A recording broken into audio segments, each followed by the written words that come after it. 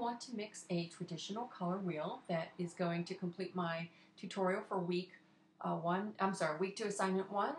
The other tutorial covers mixing the additive and subtractive color wheel. I'm going to show you quickly a completed version of the entire system. Notice in the traditional color wheel the colors look a little bit different, a little bit darker. This has to do with how pigment actually mixes together versus light for the additive color wheel, and inks in the subtractive color wheel. And notice there's a cyan and magenta in these two color wheels, but there is not in the traditional color wheel. So now I'm going to go and mix my my primary colors, which are red, yellow, and blue. And I know that either 360 or 0 gives me a very good red, and we want it brightly saturated. So notice they're fully it's fully bright and fully saturated. And I know that 60 makes a great yellow. If you watch my other tutorial, you'll understand more about why. And I know that 240 is the perfect blue because it's really all the way in the middle of these colors. So there I've got my primary colors.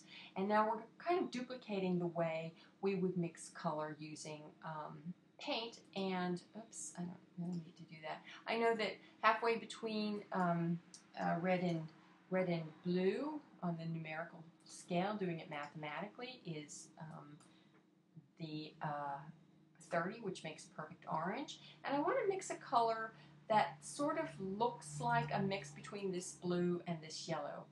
So it's going to have a darker quality to it. So if I know that halfway between 240 and I think it's 160, 150, I think it's 150. Okay, that gives me a nice bright green. However, it looks like the green in the other color wheel. I need it to be darker so that it looks more like it's a mix between this blue and this yellow.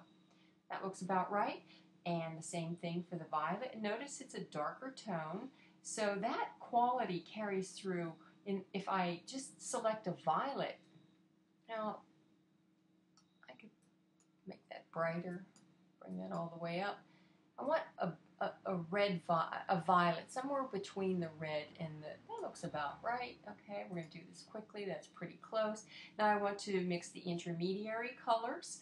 I know that 0 and between 0 and 30 is 15, so I've got my nice red-orange. I know that 45 makes a great yellow-orange.